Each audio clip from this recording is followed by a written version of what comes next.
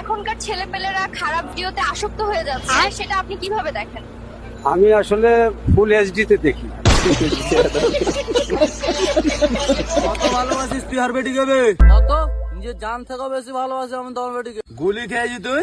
গুলি গুলি তো খাইছি, মাথার ব্যথা, পেটের ব্যথা, জ্বর সর্দি আর ক্যাপসুলও খাইছি আমি।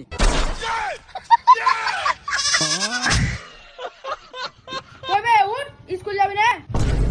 না বা আজ স্কুল ছুটি আছে। কইবে স্কুল যাবি না? তোর বাড়ি আগা দিয়ে খাড়ি আই বকরি আই।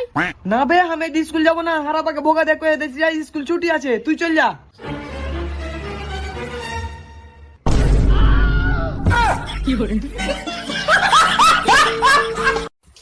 আচ্ছা ভাই, তোমার মনটা আজকে খুব খারাপ কেন? ওর গার্লফ্রেন্ড ওকে বাঁশ দিয়ে চলে গেছে। আচ্ছা, তো তুমি তোমার গার্লফ্রেন্ডকে কিছু বলতে চাও? হ্যাঁ বলতে চাই। বলো। তোমায় হারিয়ে ফেলার পরে একটা কথা বুঝতে পেরেছি। তোমায় হারিয়ে ফেলার পরে একটা কথা বুঝতে পেরেছি, আমি বাদ দিয়ে যে কেউ তোমাকে পাবে।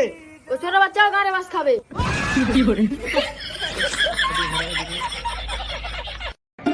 চাচা, তোমার বাড়ি বলে পায়খানা বানাইছে?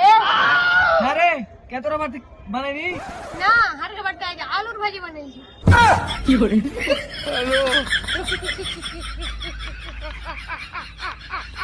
এই শালা ছোট ভাইকে মেলে দিন পিটনি আগে পিটে দেবো নাকি বে? ই শালা যদি আর বড় ভাই না হয় তো আর পুটকিতে গুলি মেরে দিতুম। শালা এতদিন থেকে ওর শালির সাথে সেটিংই করে দেয় না। কি বাহানা করি কি বাহানা করি। এই আজ স্কুল কেন যাসনি বে? আজ রবিবার স্কুল ছুটি আছে। আরে শালা এবার কি বাহানা করি? কিচ্ছু করতে হবে না, তোর প্যাকেটে সিগারেটের ডাব্বা পেয়ে তোর শালি নাম্বারটা দিবি তো দে, নাহলে আব্বাকে কবো।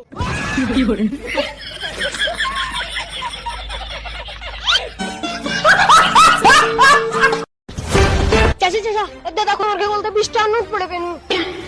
হ্যাঁ 20 টাকা পড়ে বলি? চল তাহলে 50-50 কর। না, 50-50 করবো, এটা তো 20 টাকার নোট।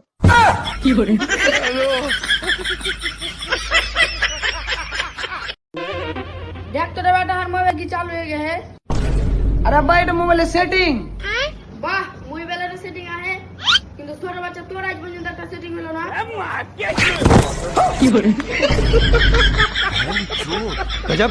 আচ্ছা আচ্ছা দেখো দিলে 700 টাকা দিয়ে পানি হইলে কেমন লাগে? চাচা আমারটা কেমন লাগছে? আবে চুপ, তোকে দেখি ভটোয়া ভটোয়া লাগছে। আরেকটা জিনিস বুঝে আসতে আছেন, আপনি বিরিয়ানি দিলে সমস্যাটা কোথায়? বিরিয়ানি কি মানুষে দেয় না মসজিদে? আপনি শুধু বিরিয়ানির হিসাব করলে তো হবে না, দ্রব্যমূল্যটার দিকে তো একটা বিরিয়ানি রানতে কত লাগে আমাকে বলতে দেন। কাঁচামরিচের দাম, মশলাপাতির দাম, বাজারে যাই আপনি হিসাব করে দেখছেন বিরিয়ানি রানতে কত খরচ হয়। আপনি খালি বিরিয়ানি হটতে আছে বিরিয়ানি রানতে বর্তমানে যে খরচ হবে ওইটা দিয়ে ঢলঢলা খিচুড়ি আপনি 50 জন মানুষ এক পুরো গ্রাম ধরে আপনি খাওয়াই দিতে পারেন। বুঝলাম না, প্রতি বছর ইফতারির সময় আপনার এত হিসাব করবোই তো সমস্যাটা কি আপনার? আপনি খালি খাওয়ার হিসাবটাই বুঝলেন, আপনি দ্রব্যমূল্য হিসাবটা বুঝবেন না। আপনি কি মনে হচ্ছেন আমি কি বহুত টাকার মালিক হয়ে গেছি? হ্যাঁ, এখন যত কামাই তত খরচ। এই যে আপনার মসজিদে প্রতি মাসে ইমাম সাহেবের বেতন না দিলে ইমাম সাহেব চলবে কেন? আমার কথা বলতে দেন। আবার এই যে রমজান মাস আইছে, তারাবি পড়াবে, হাদিয়া দিতে হইবে না? আমার খরচ কি কম? ফেতরা দিতে হইবে, জাকাত দিতে হইবে। শোনেন একটা কথা, রিজিকের মালিক আল্লাহ। আল্লাহ আপনার ধন সম্পত্তি দিছে, ধন সম্পত্তি দিয়ে আপনার পরীক্ষা লেতে আছে। এই টাকা পয়সা যখন তখন আল্লাহ লইয়ে যেতে পারে। আপনি এই টাকা পয়সা আপনার জানের সৎকা করবেন, ফেতরা দেবেন। মুসলমান হিসেবে এটা আমাদের সকলের দায়িত্ব। সবাই বয়ান করে যে বুঝানো যায় না, বুঝছো?